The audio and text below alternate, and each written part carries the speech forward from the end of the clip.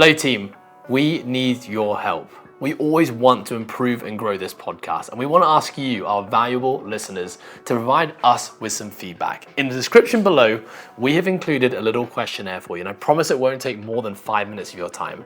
To make this even better, at the end of the 5 weeks, we're going to pick 3 lucky winners from a hat, and we're going to send out a ton of process programming swag to you guys. So thank you for all the love, support, and thank you for helping us to make this podcast even better.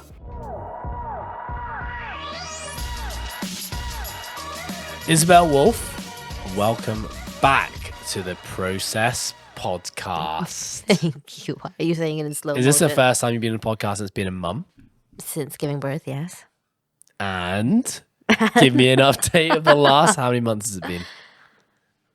Well, I think I was on it when I was pregnant. I was only like 5 months pregnant. So it's been almost a year, I would say, since I've been on the podcast. How old was Isla? 6 months. Damn, that's crazy. Yeah. Okay, so context. You are now getting back to work. Explain that. Like, what's this process been like? I think I'm about to open up a tin of worms, aren't I? No. That wasn't what I was meant to ask. but okay, you've been back at work now for how long? Almost 3 months. And tell me, like, how are you doing? Yeah, I'm good. I think it's definitely a transition. It's hard. I think getting back into work for anybody as a first-time mom, not even a first time, a second time, third time, is difficult. It's a huge life adjustment. You leave as someone completely different and you come back as someone completely different to the person that you left with, right? And I think what I'm just finding is, just like in any season of life, you need to figure out your identity, and like coming back to some place where you were someone else is a huge adjustment for everybody, I think. And I think that's just what we're going through at the moment. But in terms of work, I'm loving it just as much as I did when I left. And it's still exactly where I want to be. It's just finding that balance between being this new person and having a new priority exactly in life. Yeah. Well, we're here to talk about business. Yeah. So I tasked you with the job of, before this podcast, coming up with your 2 top things that you think gyms make mistakes on when it comes to their team or their people. Yeah. I didn't word that very well. I'm gonna try that again. Basically, what do we think are the biggest mistakes that CrossFit gyms make when it comes to their teams? Yeah. So I'd like you to kick us off on this. Yeah. But before we do this, sorry. The reason I wanted you to be on this podcast is because yourself and myself, we work quite closely together on our business here at Coastal Fitness and the process programming. Yeah. So really anything that's to do with operations, HR, payroll, well, there's a lot of other things you do as well. But when I'm thinking about teams specifically, that you're the person that, that I rely on and lean on and collaborate with in those areas. And then in the last few years, we've started the affiliate program. So now we have other gyms like Coastal who are part of the process programming family, who are essentially all doing exactly what we're doing here in their own gyms across the world. And so it's been a new challenge, I think, for both of us in trying to work with, support, mentor these other gyms to be able to create the systems or implement the systems that we've created here into their own gyms while still giving them a chance to still have their own flavor, their own twist, implement their own culture that they've had because a lot of these gyms have been pre-existing gyms. And so when it comes to business, you and I work very closely together, not only on our own businesses, but other businesses as well. And I don't know if you'll agree, but what I found is since starting the affiliate program, I've just been given way more insight into how other businesses do their thing. Yeah. And there's been 2 things that have come from that. I've been inspired and learned a lot of great things that some of our affiliates do that we perhaps weren't doing and we have now adopted and put in place here. But then I've also seen a lot of things that maybe some other gyms struggle with, and seen some common themes across our different affiliates, totally across, different sides of the planet, but common themes that I see gyms making in terms of areas I think they can improve on. What are your thoughts? Yeah, I definitely agree with that. I think coming into Coastal, it was already set up in a way that was much different than any other gyms that I've been to or even previous gyms that I worked at. And so there was a lot of learning curves and inspiring things that were already in place. But I think since we've worked together now for 5 years, we've also changed a lot of things completely and implemented new things based off of what we believe in and what we wanted to change within the industry, and basically what we want to pave for the future of fitness professionals. And then, like you said, when we started the affiliate program, because of all of these ideas that we had and then people wanted to be a part of it, it was quite easy for us to then share this with other people. And I think it has been difficult because it's also hard for other people to change their core and to do stuff that they're not used to, because we do things very differently, right? But it also, every time we work with new gyms, it's like we see the same common themes or the same things that are being done because we did those things before. And I think that's what's important. And it's like we're trying to show people that you can change and that it is possible if you're willing to get a little bit uncomfortable and if you're willing to try new things, right? And not just stick to the old ways, which we've done before. And also be willing to make mistakes, which is something that you've had to remind me all the time, because I love trying new things, but when I fail, I kind of like shut down and be like, oh, maybe we shouldn't have done that. But that's part of the process. And I think it was funny because when you first brought up the first question was much more general. It was, what do CrossFit gyms make mistakes in general? And then there's, like you said, a load of things we could have went to. But it's funny that when you decided to narrow down to the team, the first thing that came to my mind was the same. Like for either general or for the team, because I'm more on the operations side, my answer was the same. It was just that they don't hire enough operations team. And I think... So is this number one? Yeah. I was going to do a drum roll introduction for you, Izzy. I ruined it for you. Okay, so drum roll. Yeah. The first biggest mistake that you think teams make is? That they don't hire enough operations staff.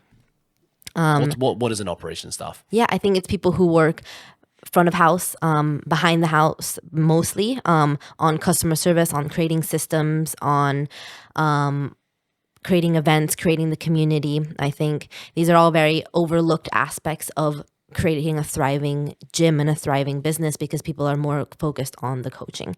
So I think that's something that every time we've worked with new people, they have their head coach doing all the operational stuff as well. And then one or the other will always lack. It's either they're not being the best head coach they could be, or more often than not, it's that the business side of the business is not functioning smoothly and well. And again, we know this because that was us. Yep.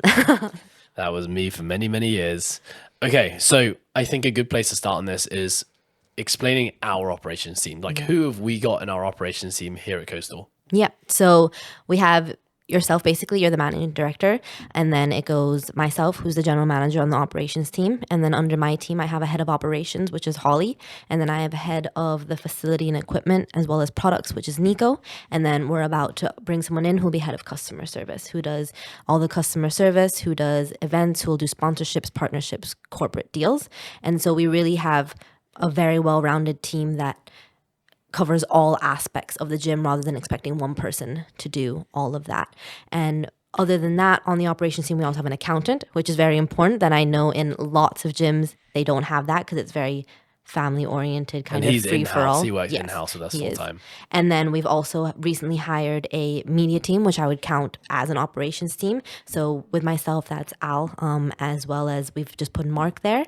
And we also have a community manager, Chris, who he's mostly focused on the process, but he does do a lot of good stuff for us here at Coastal as well. So I want to just elaborate on that because it sounds like we've got a shitload of people who are just within our operations team, but there are some people who are doubling up roles here, right? So myself, obviously, I have other job responsibilities outside of just being a general manager, but most of my coaching responsibilities, like on the floor in person, have been relinquished. Like, I'm not coaching group classes anymore.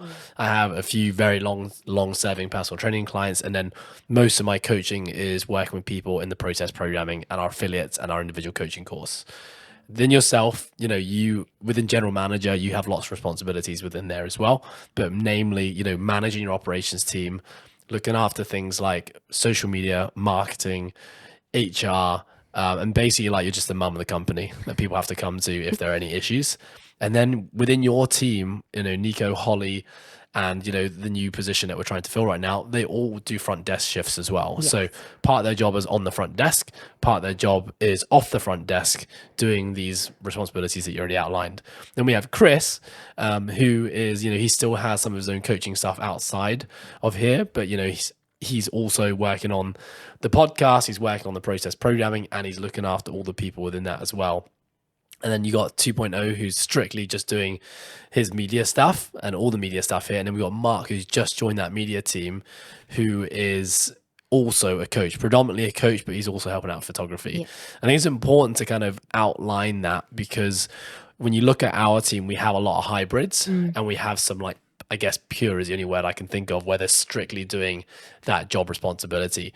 And as we have grown as an organization, we're moving away from hybrids and we're moving to people who are purely looking after 1 to 2 things. And I think that is like the natural evolution of a business, right? Because when you're already small business and you don't have a bunch of money and capital, because it's easier to say, oh, just hire an operations staff and you'll have someone to look after all the crap that you don't like to do, or who could be much better at the things that you can't do as the head coach, and your business is just going to grow. But obviously a lot of businesses in the early days just can't afford to even make that jump because they're going to be operating in a loss. And I definitely know that's why I was so reluctant to do it. But a big part of it also was not being able to see the return on investment that I would get from hiring someone. So yes, there was a bit of money that you have to spend at the start to satisfy things like their wages and any other onboarding costs. But once that person's in, that then allows you as a head coach or whoever's doubling up on those roles to be even more laser focused on the things that you do. And hopefully that can bring in revenue, and you bring the operations staff who can come in and be even more laser focused on their things and bring in revenue from that side of things. Yeah, I think at the bare minimum, you do need, I would say, 2 operations staff. I know, like you said, sometimes monetarily it's just not possible, especially if you're a startup or if you're not generating at a profit, right? The last thing you want to do is then create more expenses. However, we always know that you need to spend money to earn money, and otherwise the one person will always just not have enough time, and you're just going to be on the same stagnant projectile forever, right? So you do need to take those risks, and of course hiring the right people, which I'm sure we'll talk about later. But in my opinion, having an operations team, which is something that we do here that I know very rare other gyms do it as well. And I'm not saying you need 8 operations staff like we do, for sure. But and this kind of went into one of my other things, which is mistakes that gyms make as a business, but it is related to the team, is that they don't run it as a business. So with the operations staff, you're therefore able to run it like it's an actual business. You're able to make sure that payment systems are implemented. You're able to make sure that you're not in debt because people are purchasing products. You're able to make sure that your customer service is high, which is what enables people to come back. You're able to create a community through socials and events, which makes that atmosphere that people want to come back to and be a part of, which all in turn creates the revenue that you're hoping and the retention that you want, right? So I think that's what we always tell our affiliates, is that when we look through their job hierarchy and their employees, that they're trying to get their coaches to do all of these things, but when they're coaching, there's no one on the desk. So if there's no one on the desk, who's collecting payments, who's handling new inquiries, who's making sure that there's enough towels, making sure that the place is clean, making sure that everything's stocked up, that the products that are being taken are being accounted for, because the loss that you now are saving from a staff, you're losing from lost products, or you're losing from memberships not being paid, right? So it's looking at that a more macro view, being like, you need someone in charge of that side, because with the CrossFit aspect, yes, your group class will be the main source of revenue, but just like we know in any business right now, you need multiple sources of revenue, and something as small as making sure the products are being paid for, or your merchandise is being paid for, or you are doing events that are generating money. Those are all little pots of coins going into your pot that then brings you more money to therefore pay for the employees, but also earn more, right? Yeah, and I think when you haven't experienced that, when you haven't created the ability to create revenue through different streams, it's very hard to see that that's something that's even possible, right? So I think that was a thing. I'm just putting myself back into like younger me. Yeah. And why it took us so long to actually build an operations team was because you're just thinking about cost savings all Yeah. the time, right? You're looking at your bottom line, how much money you're earning every month. And then, you're asking yourself, well, we can't work any harder than we're already working because all the coaches are full with whatever we're doing, probably because we're all doing so many other different things as well. But we can't increase revenue. So the only way for us to increase profits is to keep our costs down. And then the easiest place, well, one of the biggest expenses that, businesses incur costs is going to be staff salaries. And so it wasn't until I started really thinking a bit more outside the box, what could if I could leverage my time more to do the things that I really want to do and the things that I'm actually good at, the first question is, how much more revenue could I bring in?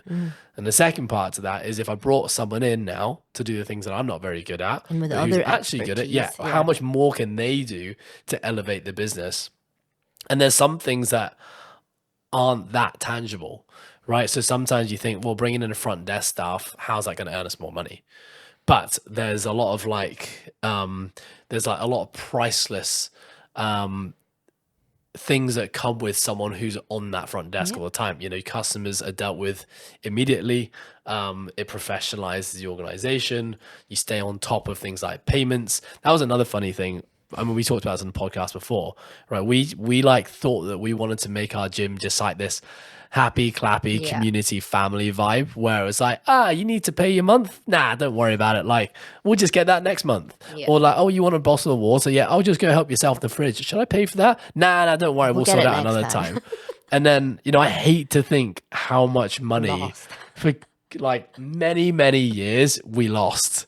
And it's not our client's fault. No. It's our fault. And I've said this before as well, but the day we started bringing in staff whose main responsibilities were make sure payments were received and that these things weren't happening, the amount of members who came out to us and said, thank you for sorting your shit out and making sure I pay on time. And I was like, oh, I thought you would have kind of liked it that you weren't having to be chased for payments. And they were like, no, because we knew we were in debt and we had no idea when that was going to be us. So it was like a very anxious place to exist in. So that was a massive eye-opening moment for me.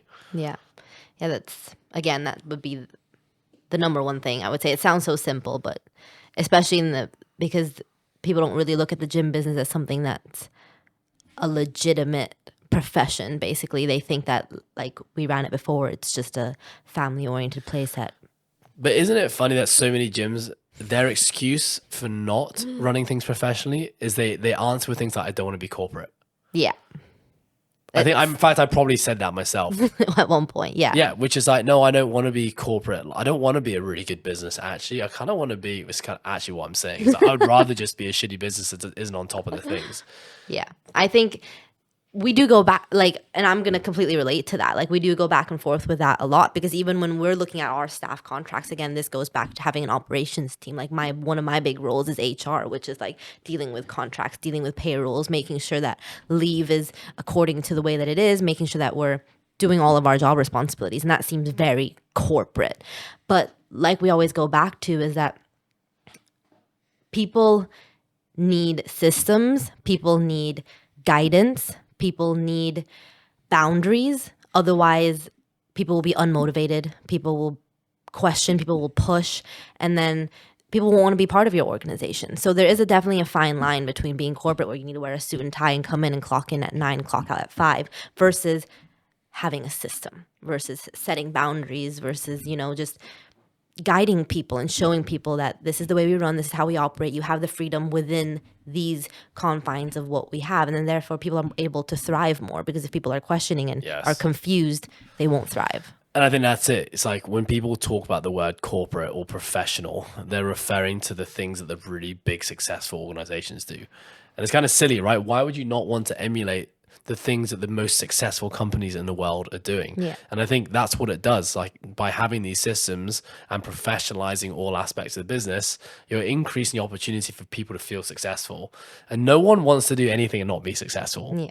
Yeah. So yeah, totally agree. I'm going to go into my thing now. I think it relates. Because I think I'm going to jump to my second thing, because I think it flows quite nicely off what you said, which is full-time contracts versus part-time contracts.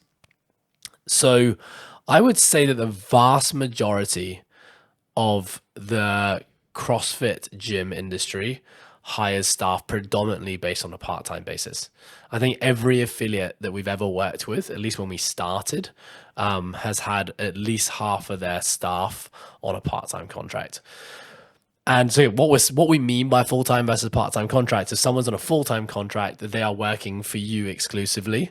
And I mean, they may have other jobs and things they're doing outside, but there is no conflict of interest in terms of the type of work that they're doing. So they're fully committed to your organization. So part-time, on the other hand, is when staff perhaps have other jobs. This is something they might do for just a few hours every day or a few hours within the week. So the reason that I think this is really important is I think, certainly speaking on behalf of us, is the more we have gravitated towards full-time contracts and all of our staff are on full-time contracts, just the more buy-in we've had from our team. And it's been much easier to implement things like cultures and values, or a culture and values, basically behaviors and things that we believe in and we want every staff to embody here. It's really hard when you have part-time people because they might also be involved in 3 or 4 other cultures and other organizational styles, so you're never going to get that full buy-in. What other things for you when I talk about full-time versus part-time, what are some of the other benefits or things that jump to your mind? Yeah, I think when you have happy and fulfilled employees who feel secure and safe, they'll do more for your business. And therefore, when you put someone on a full-time contract that is comfortable for them and they feel safe and secure, then you have more productive employees. I think what we found with part-time people is they're part-time because, number one, they won't get enough money to support themselves solely working for you. And so that's something that as a business we're able to do for our employees. And therefore the people who are committed to us, they give us the world, and because we're able to support them. And yes, they potentially, if they did part-time, they could earn more elsewhere, but there's no security in that. And people want to be part of something. People want to have a family, have a community, have somewhere they want to come from. So most of the time, if you do ask someone why they're part-time, it's because they're not financially secure going full-time in one area because, again, they're not earning enough, but also there's probably not enough for them to want to stay there. And so they're looking elsewhere. Because I can only say, and I don't know if you agree, but like when you're looking for jobs, there's definitely a financial aspect as part of it, but there's also an intangible aspect that's part of wanting to be part of a company and a business. And it needs to, sometimes it's either one or the other. And if the intangible is not as big as the financial, of course you're going to choose the financial. But if you're looking at somewhere like us, our intangible is so much more what we offer than the financial aspect, that people are willing to take a small hit from working part-time because they're part of something greater and bigger than themselves, right? And so that's why I think we have very productive, very happy, very fulfilled individuals who do stay with us because of that. Whereas other CrossFit gyms, they don't offer that, which is something we're going to lead into later. So people are chasing financial freedom more. Yeah. Well, I guess the question that I want to ask you then is, why do you think so many gyms are resistant to full-time contracts, and why so many CrossFit gyms lean more towards hiring staff on a part-time basis? Financial, for sure. If people are not bringing enough revenue, it's easier to have people on a part-time contract. And I think we've dabbled with it in the operations team, having people on part-time. It's less commitment. There's less costs because on a full-time contract, you're offering things like leave, even like myself, maternity leave, which is all expenses towards the company. You have holiday leave, you have typhoon days, you have sick leave. These are all things that you cover on a full-time contract. And if people are not bringing you enough, then that's a huge expense on the company. So I do think that I understand why companies wouldn't do this, because then if you want to fire someone if they're part-time, you have no commitment. You have no responsibility. You don't have to do MPF. You don't have to do tax. You don't have to do all of these things, right? And therefore also having a part-time people, they're financially fulfilled elsewhere. Most part-time people are with you because it's for fun. There's like 2 different types of coaches, that people are coaching as their part-time gig, or people are coaching in multiple places, right? So as a business aspect, I do understand and I do see it, but you can change that. Like, you can offer security to your people and give them enough to motivate them to want to, again, earn you more than the expenses that you're providing, that you're incurring. I think one of the big reasons a lot of business owners don't bring on full-time staff is because to bring on a full-time staff, for most people, they don't currently have the jobs that are needed. They don't have job availabilities for a full-time staff member to come and fill up. So they look at what's actually needed in their current team and they think, well, there isn't enough here to warrant bringing someone on full-time. But a big reason for that is that so much of the control still sits within the owner. So the owner's been unable to relinquish a lot of jobs and given responsibility to things like a head coach or maybe other people in the team who can take on a lot of the responsibilities that they do. And as a result, all these responsibilities sit on the owner or the head coach or fill in the blank, whatever we call this person. And they can't see that there's more opportunity within the job responsibilities that are offered, right? And so the moment I'm saying this because I think this is where I was coming from. And it wasn't until I started relinquishing responsibility, giving people the ability to take on leadership roles within the team, that's where suddenly like all these opportunities would then open up to be like, oh, wow, we actually need someone to do this and we need someone to do this. And now we can start to find people to come and fulfill those positions. And I think the problem with that thinking is that the business then never grows, right? Because if you're just always relying on part-time staff, you're only ever fulfilling the needs that currently need to be met, and you're not ever growing beyond your current shell. And maybe for some businesses that's okay. Maybe actually the ambition and the goal of the business isn't to grow further than where they currently are at, and maybe what they can earn financially and what the business gives them is enough to make them happy and successful. So if that's you, then by all means, maybe having part-time staff is the right way forward.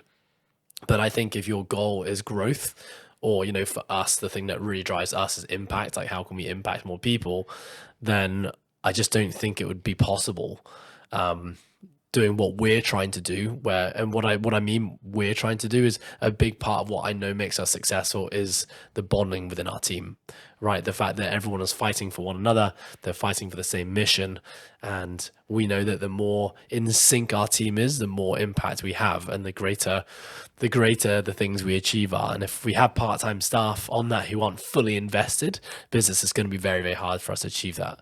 Yeah, I think that goes back to kind of what I was saying, which is like finding the fulfillment aspect in what you do, which is intangible than just showing up for that job, which is coaching, which I think we do well here, is that we try to find what people enjoy doing and love doing and creating external sources of revenue on that, which not only benefits the business financially, but it benefits the person in their personal fulfillment and their professional development, right? So it's like, yes, we started off as CrossFit, which a lot of CrossFit gyms do, but we have TFL, we have High Rocks, we have Barbell Club, we have gymnastics, we have endurance, which all fall under the same umbrella of fitness, and they all operate under the same programming and the same values. But now they're not only benefiting us as a business in terms of revenue, but it's benefiting each and every employee that we have, because they're able to do something more than just their hour of coaching, which is, again, a mistake that I do think a lot of gyms make by not focusing on their employees or hiring full-time staff that enables them to have the time and the opportunities to do this,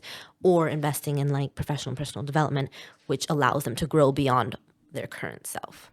Okay, I want to spin this question round then. Let's think about more the coaches, less about the operations team, because a lot of coaches almost label themselves as part-time coaches, right? So a part of the reason a lot of gyms don't have full-time coaches is that they're maybe struggling to find coaches who want to be full-time.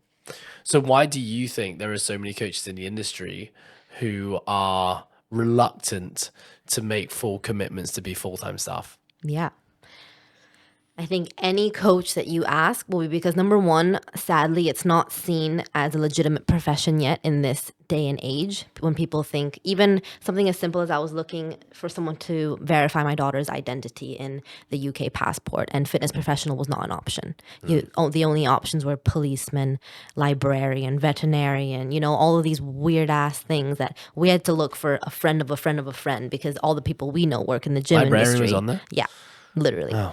Nothing wrong with librarians, but I can't believe a fitness professional wasn't on there and librarian was. So like someone who owns a gym or operates in a gym wasn't considered a legitimate person to verify my daughter's identity, which is mad. So I think that's number one. There's still like a cultural stigma behind like being a coach is like not a real deal. Yeah, sounds like a fun job. Yeah, exactly. And then I think number two is, of course, financial. Like people feel like they can't become a full-time coach because it's not going to satisfy what they need, not only now, but in the future to come, because they don't want to be a 60-year-old coaching on a group class floor, which goes back to us being like, well, you need to create a profession and a career out of it, which is what we do.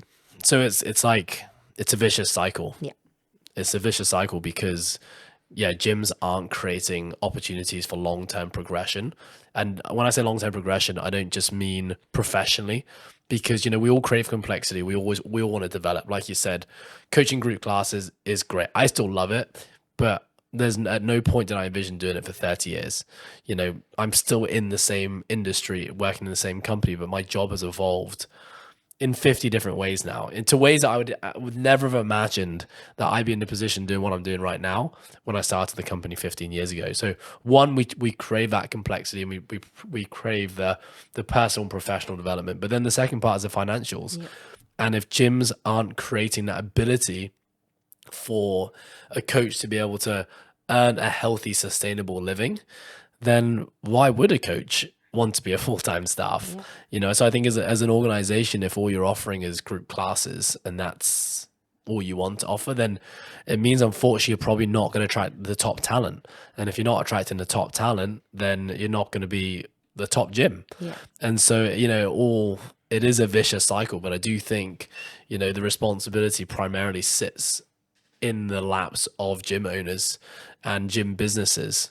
You know, we need to professionalize our businesses more and make, you know, young or old, you know, people who want to be in the fitness industry see that this is something that can be a fantastic career. It can be something you can do for the rest of your life. It can be something that can set you up for a fantastic retirement and allow you to live the life of your dreams.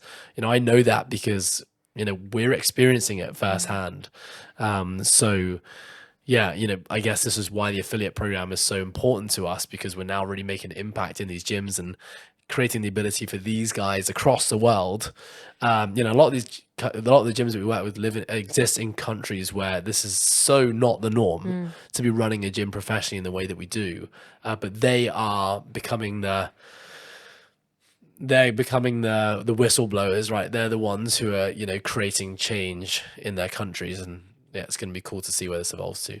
Yeah, I think a lot of people can resonate, and a lot of the gyms that we work with resonate, is that if you don't create a place where people want to be in for a long time, you just then have this unfortunate cycle of hiring and rehiring, hiring, rehiring, and then that also digs into your ability to create a lasting culture and to have people there who are loyal and committed and long-term, which then your members see that as well, because members' life cycle usually is more longer than a coach's life cycle. And every time there's someone new, you have to like rebuild that trust, rebuild that culture. Whereas if you can make, just like in the fitness and like in the corporate world, someone can stay 10 years in the same job. Why couldn't we do that in the fitness industry? You just have to then grow and evolve with the times, which is something that we're trying, and I would say successfully implementing now, is that as time goes on and as our staff members grow and change, we're learning to grow and change and evolve with them, because like you're not the same person that you were when you started this business 15 years ago. Like your job has had to evolve through that time. So we're respecting that with everybody else within our journey as well, which is something that we're trying to tell our affiliates to do as well. Not tell, encourage, inspire. Yeah. Okay, it's supposed to be back to you now for your second, but I'm going to hijack. Yeah, please, because I don't even remember. Because I'm a hijacking because you just said something, which was the second one for me. Okay. Which was around the idea of values and culture. Okay. So I know when I first said this to you, this was going to be one of my two things. You were kind of like, well, it's not really linked to team. Yeah. And I argued that I think it was linked to team. And so what values are basically like your guiding principles that state how one within your organization would behave on a daily basis, right? So they're really behaviors, and behaviors drive action, which drives results. So why values are so important in my opinion? Firstly, when I set up a business, every book that I read on how to run a business said you need to have values. And for like the first 7 years of running Coastal, I was like, nah, don't need that shit. Also didn't have a clue what values actually were. and I personally, I didn't have them. But, we've told the story many times, but when we eventually got to a point where we had our 6 values, which are now the Coastal 6, almost the day after stating what those values were, running a business became infinitely easier. I suddenly had like spoken guiding principles that I needed my team to embody if they wanted to be here. I got a cough, hang on. Excuse me, that is a 24.2 cross to open cough. Is it? I think so. I've got another cough coming. Okay, I just need to check. So, excuse me, guys. Water fix the problem. Yeah, so the problem was when we didn't have values, we always had these gut feelings as to why a certain member of staff was great and why a certain member of staff wasn't. Like, you just knew, okay, why is this person just, why do I want this person here? Why do I not want this person here? But you can never really put your finger on what the good person was doing right and what the bad person was doing wrong. And so, okay, let's not use the word bad. Bad's not right. The person that just didn't feel right. You know what I mean? So the thing is, as soon as you have those values, it becomes super clear, right? It becomes super clear the people who are on board and in alignment, and it becomes super clear the people who are not in alignment. Yeah. And what the knock-on effect of that becomes, the things that became infinitely easier once we had values was, number one, rewarding good performance. Like, it became much easier to tell someone when they're doing something good, and everyone wants to be told when they're doing something good. And I'm not talking about just doing your job. I'm talking about the way that you go about doing your job. The things that make you the person that you are. It made it a lot easier to be able to spot when people were doing things wrong and basically have reasons why. It made it a lot easier to know who to look for when hiring new staff. And it made it a lot easier to know when it was time to let go of a staff. And I would probably say that the last two there, the hiring and firing a staff, are probably the two things I think most gyms struggle with.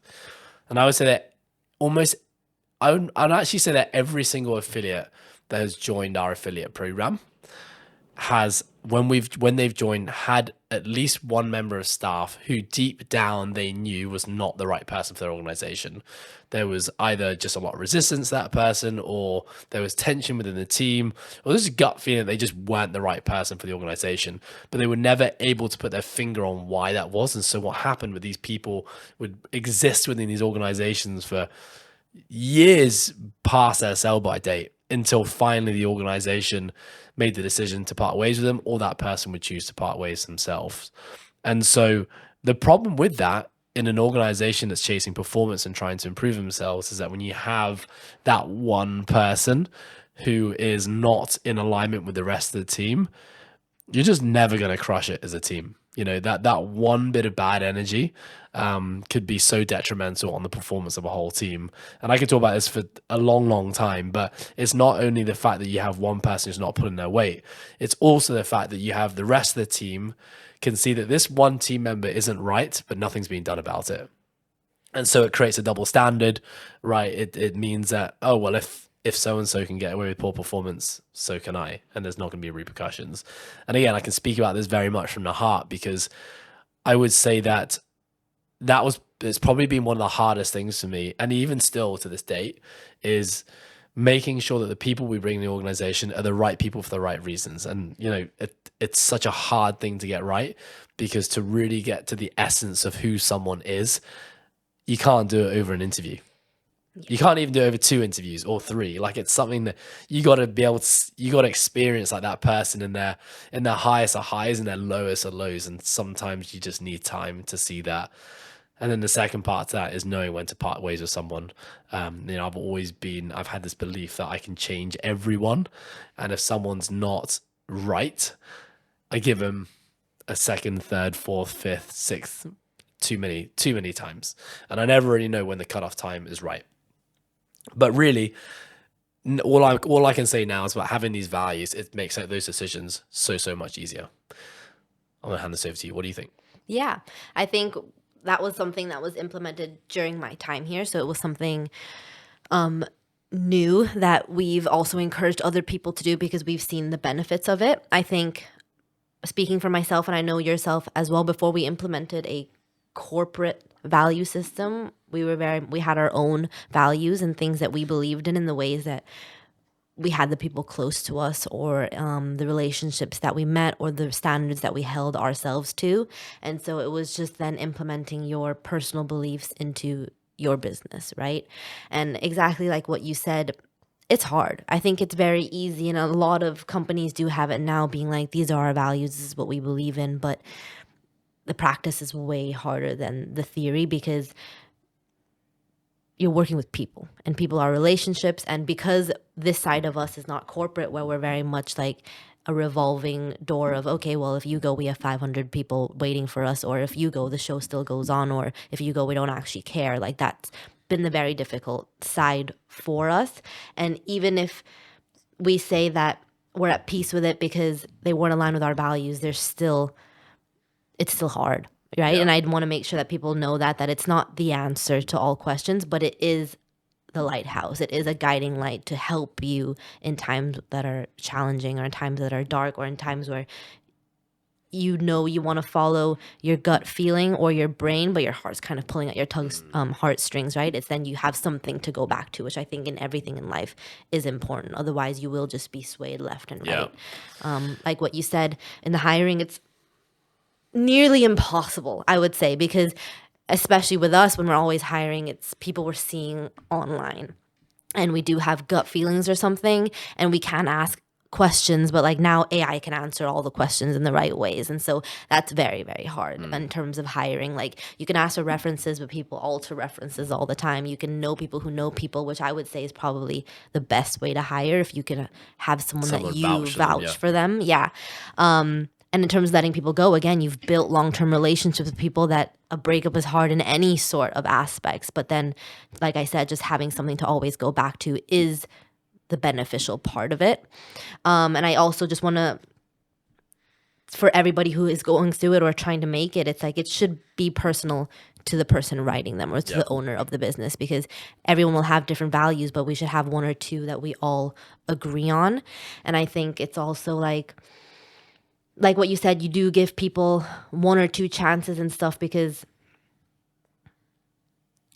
everybody goes through different times in their life. And like, it's not like you're going to follow every single value with every decision that you make into your life, right? Yep. It's, again, how not only you feel about it, but how the team feels about it. And I think that's what we do, is that we involve everyone into these kinds of decision making, because sometimes what we see is different from what other people see, or the way we feel is different to what other people feel, right? So it's using the values, yes, as a guideline, but also having the compassion and empathy to understand other people based off of those values, knowing that there's seasons and changes and different things. Yeah. I mean, well, we've witnessed it and experienced it so many times here, that, someone joins a team, and we realized quite early on that, oh, actually, this person isn't totally in alignment with the values. Yeah. But through like nurturing and support, and I guess like educating and guidance, that person has then evolved and changed massively to fully embody the values. And that's the cool thing, right? I guess it's like it's coaching in a way, right? And if you can, with coaching, sometimes you can do everything you can to inspire or facilitate change, but if the change isn't happening because a person doesn't want it, then that's probably when it's time to part ways. But for me, if I can see effort and the person trying to change, that's super important to me, right? That's something I can definitely allow to take, give the person the benefit of the doubt and give them time to change. Another really cool thing that Meg, who's one of our newest coaches here, she came to me the other day and had this really cool idea about our values. And she's like, I want to pitch an idea to you to help, that I think would be really cool for us to like embody the values even more. So she's created basically 6 cards, a stack of each of our 6 values. And what we're going to do is, every time someone within the team does something that's in alignment with the values, and it's seen or witnessed by someone else, that someone else is going to write down that person's name, what they did. They're going to fold it up and put it into the jar. And then every Monday in our team meeting, we'll open up the jar and basically share, what that one person did and how it was in alignment with the values. So we're going to start this next week. I'm really excited for it because essentially what we're going to do is we're going to start trying to catch each other doing the right things, and basically just show how we exuberate the values. And I know it's gonna cause us to all try and uphold the values even more. So we'll see how that goes. Yeah. Okay, Isabel, do you remember what your second thing is? Do you want a hint? Yeah. Because we did talk about it at the start. Okay. Professional. Oh, yeah. Okay. Got Okay. Yeah. What is your second thing? Is it? Well, I think it goes back to everything that we've been talking about just now, which is not investing in professional personal development.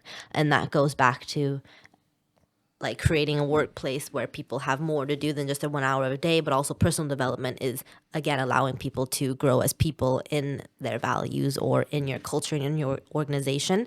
So I think that stems to everything, and that enables you to then fix the other mistakes, which is if you don't have values, if you don't have commitment, if you have full-time staff, part-time staff, not enough operations team. It's, well, if you start investing in your people, which I don't think a lot of gyms or CrossFit gyms more specifically do, is people clock in, clock out.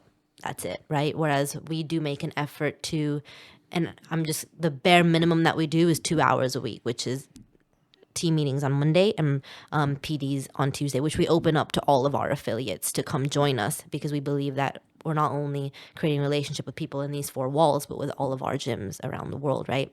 And I think that is so important. And I know that new member that comes to our gym, they highly value that because they don't do it in their gym. So it's like once a week we come together to not only then get us all aligned on the same page with everything that's going on in that week, but we take 30 minutes after that to go through personal development, whether that is our wins and losses, if that's our goals that we're all held accountable to, if that's listening to a podcast that we then speak about. It just, like I said in the beginning, it's so important to create those intangibles in your workplace, which is connections, it's camaraderie, it's understanding of each other, it's sympathy, empathy, learning about each other inside and out. And that then creates a connection and a bond that a lot of businesses, especially corporate, doesn't have, right? Yeah.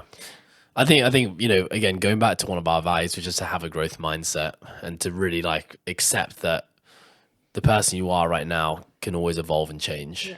And we want to be constantly pushing ourselves professionally and personally to grow. And if that's one of your values, but you're not facilitating the ability for that to happen, then it won't happen. It won't happen. Yeah. So for us, I mean, something that I've always thought about as a coach, I've always known full well that someone could be a freelance coach and probably earn more money than they do here. Yes, you've really talked about the things they wouldn't have, like security, sense of a bigger mission, the team support, etc. But I've always known that.